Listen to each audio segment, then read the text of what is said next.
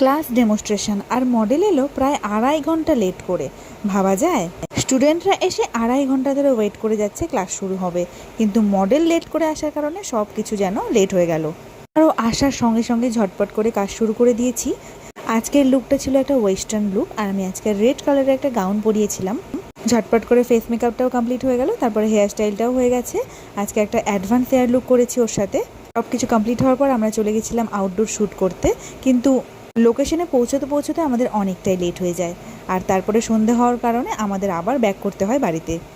আর দেখো, ওখানে পৌঁছতে কতগুলো বাচ্চা চলে এসেছিলো আমাদের শ্যুট দেখার জন্য। তারপর বাড়ি পৌঁছতে আমরা একটু খেয়ে নিই, কারণ প্রচণ্ড খিদে পেয়ে গেছিলো, আর সহ্য হচ্ছিল না। তারপর ফাইনালি শুরু হয়ে গেল আমাদের ফটোশ্যুট। আর আজকের মডেলের ফুল লুকটা তোমাদের কেমন লাগলো অবশ্যই কিন্তু জানিও। আউটডোর শ্যুটটা ক্যান্সেল হওয়াতে একটু মনটা তো খারাপ হয়েছিলই, কিন্তু ইনডোর শ্যুটটার ফটোগুলো এত ভালো এসেছিলো, মনটা তখনই ভালো হয়ে গেছিলো। চলো এখনকার মতন বাই বাই।